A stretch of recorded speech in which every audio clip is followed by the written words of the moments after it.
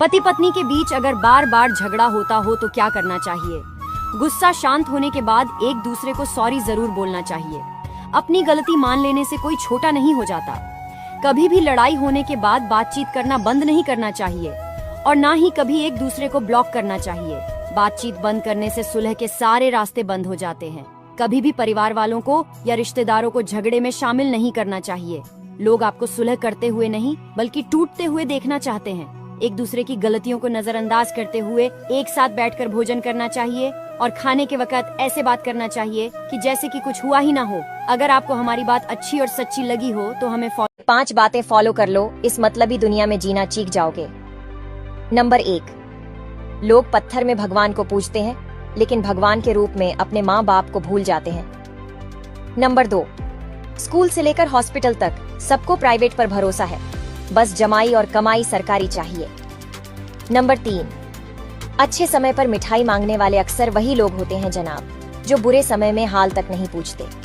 Number 4, बेटा को जिंदगी दो मगर बाइक नहीं, बेटी को शिक्षा दो मगर मोबाइल नहीं। नंबर 5, श्री कृष्ण कहते हैं जो आपका गुस्सा सहन करके भी आपका ही साथ दे, उससे ज्यादा प्रेम आपको कोई और नहीं। 5 बातें सुन लो, जीवन में बहुत ज्यादा काम आएंगी। नंबर 1, जिंदगी जब कठिन समय में नाच नचाती है तो ढोलक बजाने वाले अपने जान पहचान के ही होते हैं। नंबर 2, टूटा हुआ भरोसा और बीता हुआ वक्त जिंदगी में कभी लौट कर नहीं आता। नंबर 3, जिंदगी में हादसे होने भी जरूरी है, तभी सही रास्ते की पहचान होती है। नंबर 4, हर बेटी पापा की परी नहीं होती, कुछ बेटियों पर जिम्मेदारियों के बोझ भी होते हैं। नंबर 5, अपनी गलती पर माफी मांगना आपके सम्मान को कभी कम नहीं करता बल्कि उसे और बढ़ाता ही है। एक पति उस दिन पूरी तरह से टूट जाता है। पति अपनी पत्नी की हजारों गलतियां माफ कर देता है, हजारों कमियां स्वीकार कर लेता है। अपनी पत्नी के खातिर ससुराल में हुई बेइज्जती और माँ के साथ पत्नी का अनबन सब कुछ स्वीकार कर लेता है। परंतु जब उसे पता चलता है कि उसकी पत्नी के किसी गैर मर्द के साथ नाजायज संबंध है, वह उसी वक्त टूट जाता है। उसे लगता है कि जैसे उसकी सारी दुनिया ही खत्म हो गई हो और वह जीने लगता है सिर्फ अपने बच्चों के लिए। उसे लगता है अगर वह मर गया तो उसके बच्चों का क्या होगा। ये कुछ बातें कड़वी जरूर है पर सच है। नंबर 1, कोई तारीफ करे तो तुरंत नाचने मत लग जाना। याद रखिए, तारीफ के पुल के नीचे मतलब की नदी बहती है। नंबर 2, बदल जाते हैं वह लोग वक्त की तरह जिन्हें हद से ज्यादा वक्त दिया जाए। नंबर 3, चुगली की धार इतनी तेज होती है जो खून के रिश्तों को भी काट कर रख देती है। नंबर 4, जिन लोगों का कोई लक्ष्य नहीं होता है वे जानवरों के समान होते हैं। नंबर 5, पराये को अपना बनाना सबसे आसान होता है। जब एक औरत का घर बर्बाद हो रहा होता है तो उसके घर को बर्बाद करने वाले उसके आसपास रहते हैं, और जब उसका घर पूरी तरह से बर्बाद हो जाता है तब उसके आसपास कोई नहीं भटकता, यहाँ तक कि उसका हाल चाल भी कोई नहीं लेता। तो एक बात हमेशा याद रखें, पति पत्नी को अपना रिश्ता खुद सुलझाना है, उसे संभालना है, किसी के कहने पर खत्म नहीं करना है, क्योंकि किसी रिश्ते को बर्बाद करने वाले तो हजारों लोग मिल जाएंगे, लेकिन उस रिश्ते को ठीक करने वाला पति पत्नी के बीच अगर बार बार झगड़ा होता हो तो क्या करना चाहिए? गुस्सा शांत होने के बाद एक दूसरे को सॉरी जरूर बोलना चाहिए। अपनी गलती मान लेने से कोई छोटा नहीं हो जाता। कभी भी लड़ाई होने के बाद बातचीत करना बंद नहीं करना चाहिए और ना ही कभी एक दूसरे को ब्लॉक करना चाहिए।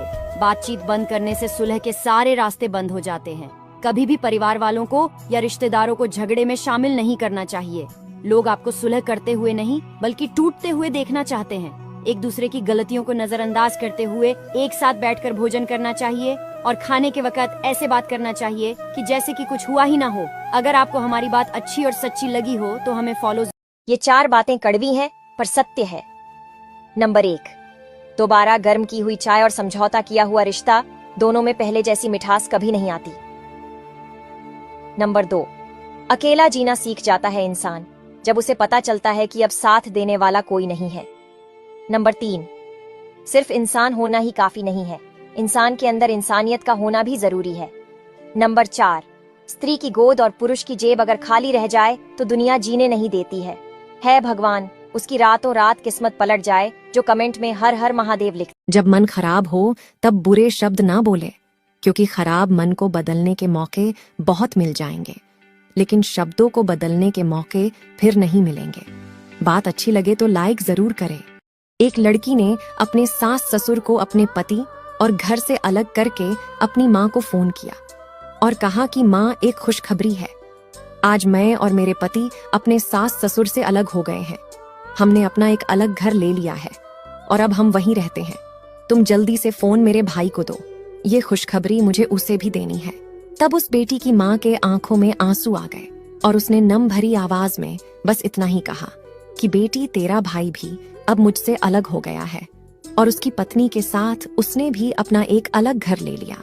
आप क्या समझे? कमेंट करके जरूर बताएं।